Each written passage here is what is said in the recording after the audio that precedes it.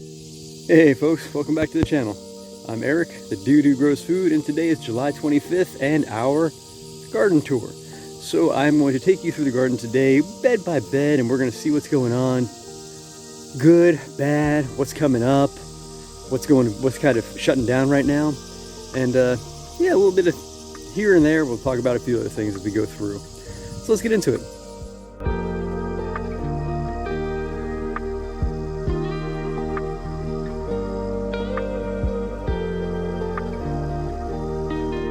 So as you can see, beds 1, 2, and 3 of strawberry beds are completely running wild, full of runners, full of strawberry plants, and full of weeds. And for now, my strategy is to keep that going.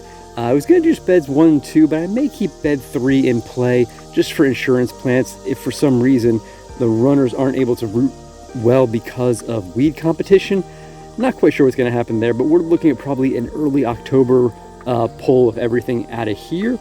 But right now, my big project is getting all of this out. And as you can see, I've already started on this one. And this is basically just clearing all the strawberry beds that I have. Now, what's going to happen is beds 1 through 5 are going to be garlic beds, and they need to go in. I typically put them in around mid to late October. So as the strawberries come out, the garlic can go in.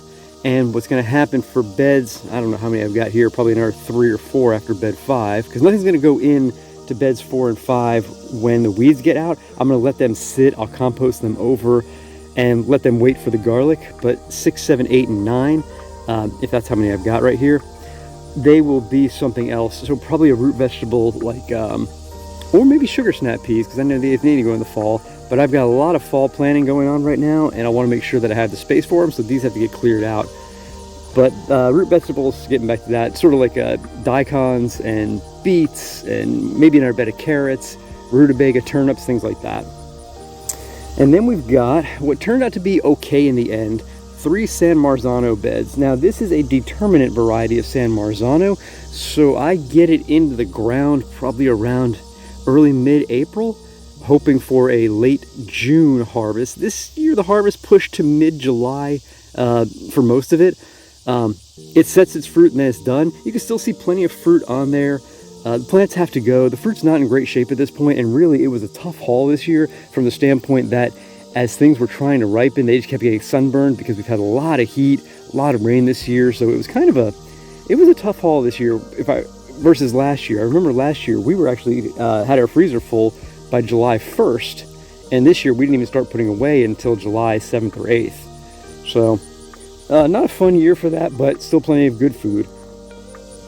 Another strawberry bed's got to get mowed and taken out. So all of this area is going up to that 3rd bed is going to get cleared hopefully within the next 2 weeks, and then I can really start getting some transplants in here, or plan for transplants for late August, early September. I've got my 1 pepper bed, and this is YOLO Wonder. It's a bell pepper variety, and as you can see, we've got plenty of fruit going on in here. I've harvested probably 2 5-gallon buckets worth. Now, I typically harvest my bell peppers green, and the reason I do that is because I'm trying to push higher quantity. Yes, I know that as they blush and get closer to red and then red, they get sweeter and sweeter, but it takes a long time for a green pepper to get to red, and I think the more you harvest, the more the plant wants to push out because it knows that it hasn't actually set a piece of fruit that has a viable seed, and it's trying to procreate. So the more you harvest unripe, the more you're going to get fruit. I've heard that. I don't know how true that is. Gotta imagine it's probably pretty close to being true, but I like the fact that I can pull off a 5-gallon bucket, every couple weeks. And at the end of the bed, I've got my same 2 cucumber plants. Now these are doing okay still, not great. You can see we've got some death and decay around the base of the plant, but we've also got, the fruits are really slowing down at this point. Got a harvestable one over there. I know there's a couple others in that direction. I've got a monster back in there that I'm actually going to save for seed. Yeah, so I'm pretty pleased with how this plant's done. And I've actually got some more cucumbers in the ground that I'm waiting for to step up. They were a little later than I planned because I wanted to do more of a stagger start with my cucumbers, because I know they seem to have a bit of a determinate life, and maybe it's because I let them grow on the ground as opposed to trellising, or maybe it's the variety. But I do want to get more going, because once those plants are done, that means I have no more cucumbers for the season. And frankly, it's July 25th. With 3 to 4 more months of no frost, there's no reason not to get more cucumbers. This is another ad hoc sweet potato bed, because I just kept my sweet potatoes that I had in storage, which I still have one more from last year. They just keep throwing more and more slips, so I just kept popping them off and throwing them in cell packs for a couple weeks, and when they rooted out, I had to find a place for them. And so this is what it looks like now. Lots and lots, probably another 50 plants in here, give or take. I got a couple of zucchinis. Those are Costetta romanesca. It's a variety that is a little more, the flavor's a little less watery, a little more nutty than the traditional zucchinis, but they also don't produce nearly as much. Whether or not they produce anything for me is going to be another story, because we are very sensitive here to squash bugs and squash vine borers.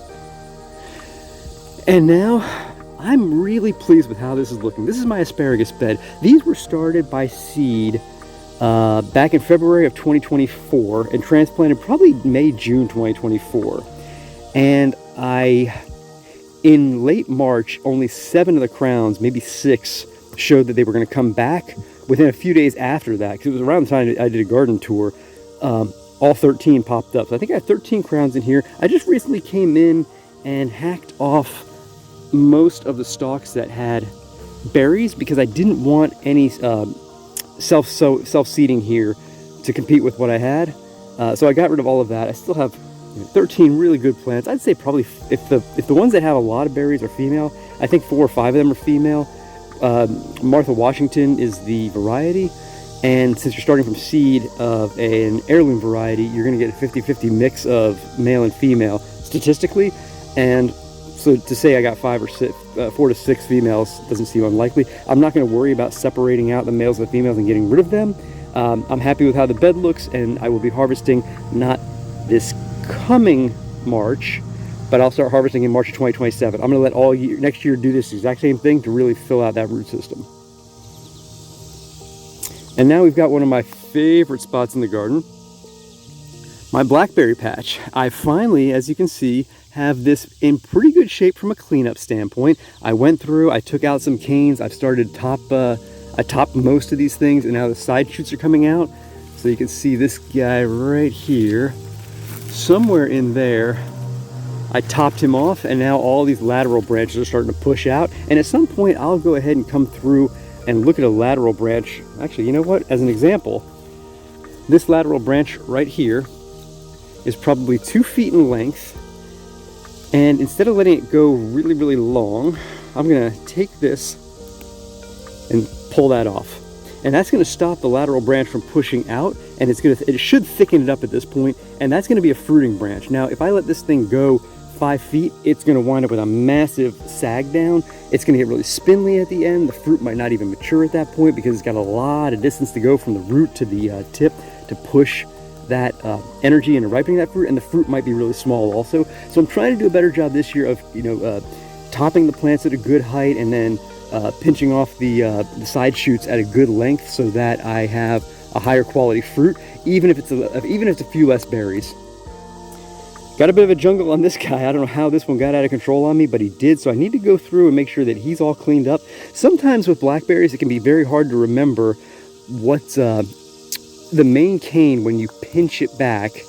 If you can't remember that you did it, you may wind up pinching off a side shoot. And what I mean by that is this cane here, I can see right there.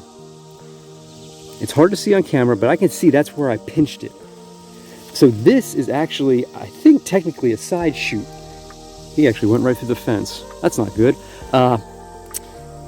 If I didn't remember that I pinched that, and the side shoot came out to about here, I might pinch it again and really limit the fruit that I'm going to have for the coming season off that branch. So it can be pretty tricky with blackberries to really to remember what you did with respect to pruning, so that you can maximize your harvest of the next year and improve the health of the plant.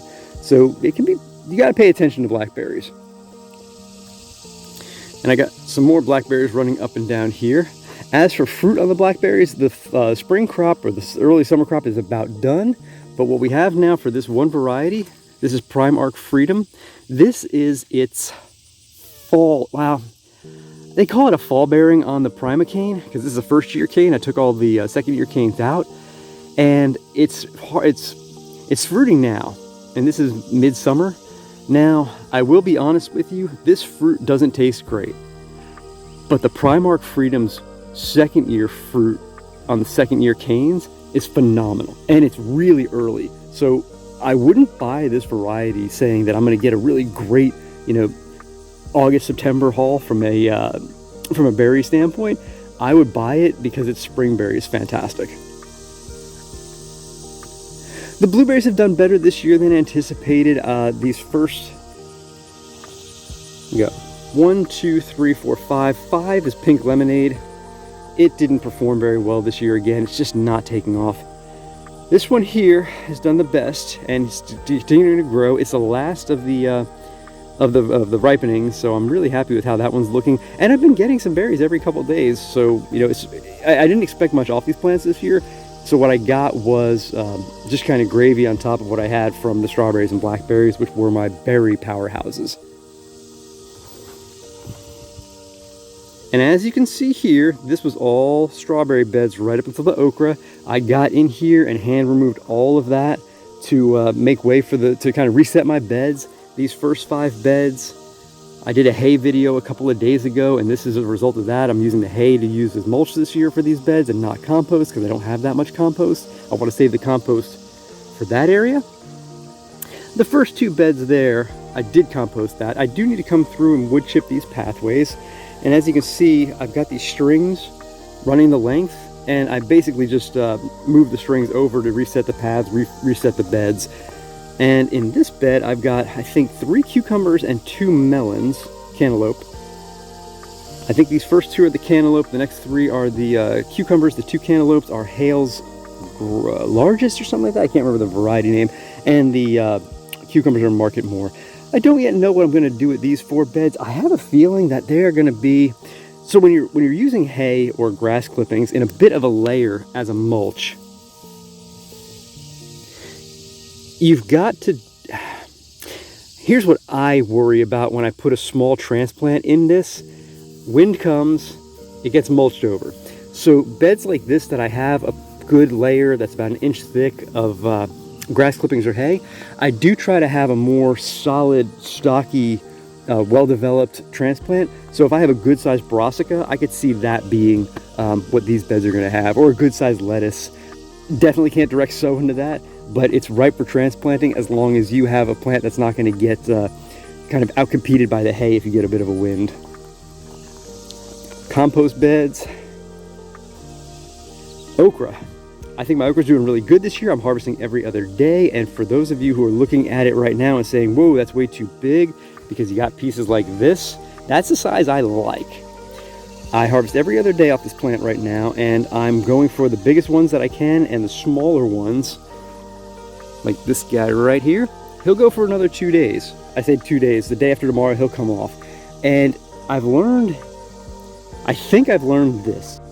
The size of the okra isn't necessarily what dictates how tough it's going to be. It's how long it's been on the plant. Now, I'm not going to say it's universal, but I've lost 1 piece of okra of size this year so far, harvesting of that size. That was way too tough. Come late September, probably early October, late October, early November, when we're really starting to get cool and okra's not thriving, a small piece that's been sitting on the plant for 4 days, way too tough. 3 days, an okra piece that's 6 inches off this, still more often than not very tender. So I think it's time on plant as opposed to size that really dictates whether or not an okra piece gets too woody for consumption. This was a greens bed, and we still have some residual Swiss chard that I got to get out here and start working off of a little bit more. A lot of volunteer mustard is coming up here. I don't know what I'm going to do with that. I don't really like having volunteer plants like that around because they're not going to create food that's going to be easily harvestable. So I'll probably wind up weeding most of those. My carrot bed, as you can see, is nice and desiccated at this point. Just a whole lot of dead foliage, but we have carrots in there. Every couple of, I'd say every 5 or 6 days I'm coming out and I'm filling the fridge back up with carrots. So I've got plenty of food there. It's just pretty ugly right now. Green beans have been a debacle this year. I just cannot get them started to save my life. If you look at that bed and say, oh, well, you've got some plants. Yeah, this bed had probably about, oh gosh, almost 80 seeds in it.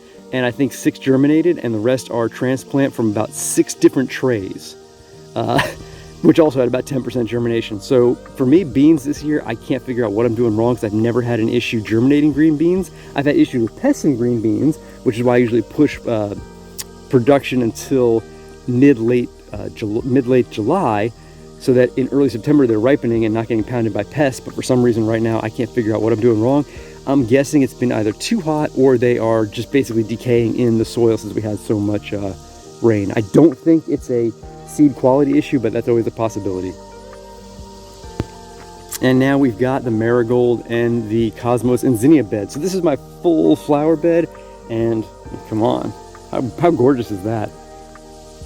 Can't argue with these colors. I got my pollinators coming in here.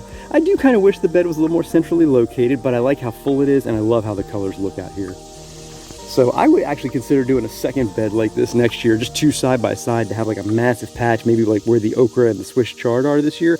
Just 2 really beautiful beds like this in the middle. This is one of 2 beet beds. It's doing okay. The leaves are looking better now than they did about a week or 2 ago. But the roots really aren't stepping up their game to be huge. They're probably somewhere around golf ball, maybe north of golf ball size, which is fine. But my beet bed that we're going to see further back, I've got some that are softball size. So I kind of expected that out of all of them. But, and it's funny, these were actually direct sowed. Those were transplanted all about the same time. But the transplants are doing better for them. Empty bed, bean bed, 1 lone plant. Bean bed with 3 or 4 plants and a transplanted sage. This was an older seed that I put in the ground only because I wanted to know. It was an older seed that germinated fine in the last 2 years. I don't like the variety because the actual pack that I got was mixed, so I didn't want to use it again this year. And since my new seed wasn't germinating, I wanted to test to see if my old seed would germinate, and it hasn't either. So again, I'm still kind of lost on that. Soybeans. Now, I eat soybeans cooked from dried on a weekly basis, and I decided last year to put a few of these in the ground. So I brought them out to the potting shed. I forgot about them, and saw them this year, and I had this bed open, and I said, oh, what the hey, put them in the ground. And they're growing. So I'm not gonna let them go to dry. I think I'm gonna probably pull them off a little more young as edamame, and maybe put them in the freezer that way. Habanero bed. Now this was a bit unplanned this year, but when I was shopping for seeds, I was hoping to get a cayenne. They did not have it. They had habanero, so I said, I'll just go ahead and do that instead. And as you can see, we've got peppers. Only challenge with the habanero or anything of that heat level is the fact that I don't mind the heat. It is very intense. What I don't like is the fact that the oils contaminate everything in the kitchen, and you wind up very quickly touching your eye and burning the heck out of yourself, or the residual oil stays on a cutting board or a knife and it gets carried over, and then something that you don't want to be that spicy becomes very spicy. So I've got to be a little more careful with how I use those. Watermelon. I'm harvesting watermelon now, and I'm eating probably 1 pound a day. The biggest one I brought in was about 22 pounds. And to see if your watermelon is ripe, best trick I know is not necessarily a trick, but okay, people will talk about color and smell and sound and all that stuff. No, I can't do any of that stuff. What I can do, however, is tell you, this stem, opposite this stem is this tendril. This tendril, when it dies back to the main stem, ripe. I've had 100% accuracy when I learned that trick. So this one tells me it's probably just about there, if not there already. But I've already got 2 in the fridge right now and 1 on the counter. When I look at this one over here, this is the opposite tendril, and that still looks green to me. So he's not coming in anytime soon. A little surprised based upon the size, but I'm gonna go with the method. And I think a couple of other these guys are still in the same boat. This is a decaying tendril, a little bit small, decayed tendril, ready to go. So I've probably got about 4 or 5 more watermelon that I could bring in the house today. But gosh, I can't believe I'm saying this. Even I can only eat so much. Sweet potatoes. 6 beds of sweet potatoes. Yeah, no comment. I don't want to say I overdid it because I did what I wanted to do. And all of these greens are edible, so I can come out every few days and I can grab a bag of greens, and in the summertime when greens aren't growing, you've got greens here. It's a lot, I'm not gonna lie, and it's a bit overwhelming to see everything sort of commingling, but again, I can't be unhappy with the production. I know that in about 45 days, because we're 50 days from transplant, I think somewhere between June 1st and June 10th is when most of these went in. I could probably go in there right now and get some sweet potatoes out of there, but I'm not going to. I'm going to wait until the end of September, which gives you a full, probably mid-September, June, July, August, half of September, 100 days, 115 days. I'm going to have some big old rugby balls coming out of there, and that's exactly what I want. And then I got to cure them and store them, and I could probably be looking at about 1,000 pounds. So that's kind of exciting. And then we've got my 2 beds of southern peas, and they have recently started to flower and kind of fire out their seeds, their pods. The problem with this is these are 2 varieties that are less bush style and more vining style. So it's going to be really hard for me to get in there and harvest. I kind of knew I was going to do this to myself, and I did it anyway because I had the seeds and I had the open beds. If for nothing else, these beds now have roots in them, and they do have the compost and the soil covered by foliage, so it's a very protected bed, and I feel good about that. I just don't feel good about the fact it's going to be very hard for me to get the food out of there.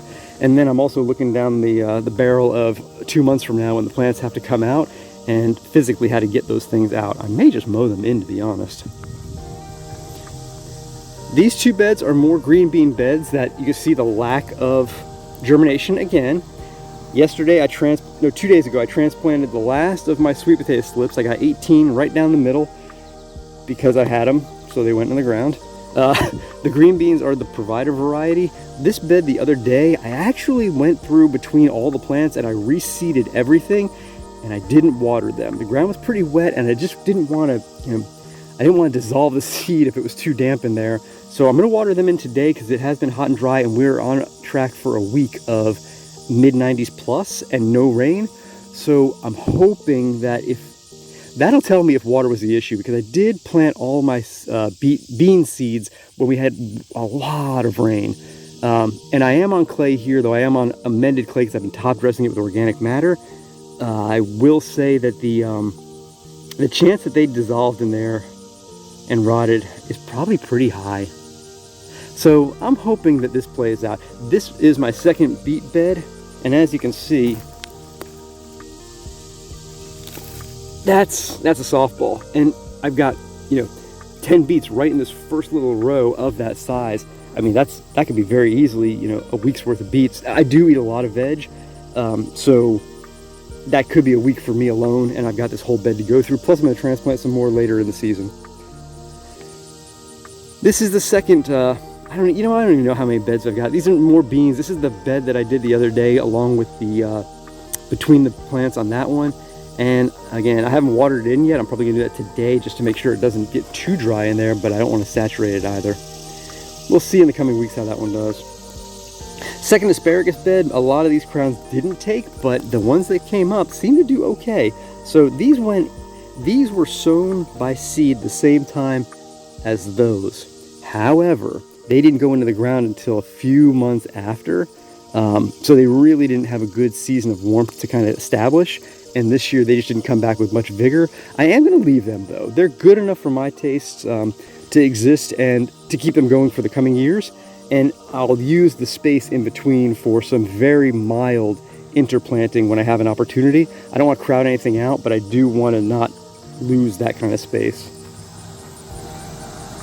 My little tomato trellis with the basil around the bottom. I did a good job for a while of keeping these guys pruned up, but these mutant plants grow very funky because it is not it's not a variety that grew true to what the saved seed was. So it got cross-pollinated at some point. I've kind of let them go recently, but I'm actually pleased with the effort that I did put forth for a while in keeping them cleaned up. More sweet potatoes. Yep, no comment. And now we're getting into an area that I haven't weeded in a while. I got to get through here. It's gonna be hard to do that when it's 100 degrees out, but I'll still probably do some mornings out here and kind of getting this cleaned up, because I did actually go through this area, which was in bad shape, all the way to the fence, and I cleaned that up a couple of days ago. I still got more popping up, so I've just got to stay on top of it, but this kind of got out of control. And this fig tree, if you've been watching this channel, back in my March garden tour, I think which was March 26th, I put this fig tree in the morning I did that garden tour. So I went out that morning, I put it in there, and then I did the tour. It was a lot smaller and it wasn't well rooted out, but she took beautifully. I mean, I'm so pleased with how that looks. I'll probably prune this up in a couple of years, and well, I'll probably prune it up at the end of the season. I'll figure out how many branches I want to keep going on it. But I'm thinking three main branches, 3 scaffolding on each one, and keep it about 5-6 feet tall. It may compete with the Aronia, so I might have to rethink that and may go single stalk. I haven't figured out what I want to do exactly. Aronia is doing well. A lot of berries out here as well, but they are definitely not ripe yet. If I ate this right now, you probably wouldn't hear me talk for a while because it's very astringent and it would take all the moisture out of my mouth, so I'm not going to do that. But I've got to keep an eye on this thing for when that happens, or I've got to do more research to see what you do if you do harvest it young. The elderberries are doing great. I've been harvesting those and putting them in the fridge or the freezer. I got to get out here and do another harvest. For example, this little cluster has no green. It is ready to go. Knock those off into a bucket, pour them in a bag, throw them in the freezer, and they are good to go. So I've got to get on that. It's funny, the weight of all of that fruit. This plant visually from where I'm standing right now earlier in the season was at the top of the fence, so 9-10 feet tall, and all that weight just put the plant right over. And at the end of the year, I'm actually going to take all of that back to the ground and save a lot of that for cuttings, so I could actually propagate quite a bit off that. Beautifully performing plant. This was installed in February of 2023, maybe March of 2023, so you can see how much growth you can get out of elderberry in just a couple of years. And then I've got my sunflower mess that was well intended and poorly executed. This is a massive variety. It's beautiful as can be, but it is kind of choking out my row of blackberries there. I did a good job as much as I could of keeping the blackberries a little more tidy. You can see I've got another Primark Freedom here because this variety is fruiting now. But there's the base of the plant, and I wanted to keep these off the pathway as part of my pruning process, and as you can see, I kind of failed miserably on that front. So yeah, I've got to, it's kind of hard to work in this area right now without crushing everything, but there's no reason I can't prune back later when the time comes. I just wanted things to not get this out of control this fast. And yeah, they did.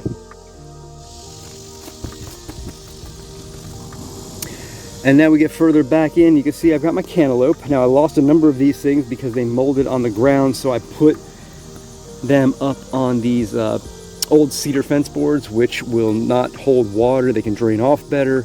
They're rot resistant, so I should be in better shape. I just kind of regret the fact that I lost them. I actually have harvested 3 cantaloupe now. I finished one, I put one in the fridge yesterday. I've got one on the counter. Happy with how this turned out. Just wish I wouldn't have lost so many already. But the chickens like that, so that's not a bad thing. So that's the July garden tour, folks. It's things are still growing, things are still producing. It's hot out. The biggest challenge I'm having right now is thinking about my fall garden and how to seed start correctly, because you kind of have to seed start now for early September transplants. But a lot of things don't like to grow when it's this hot out. But if you don't start your seeds until September, by the time you get them in the ground in late September, early October, you may actually run out of time before things just flat out aren't going to grow because it's just too cold. They might not die, but they're not going to thrive.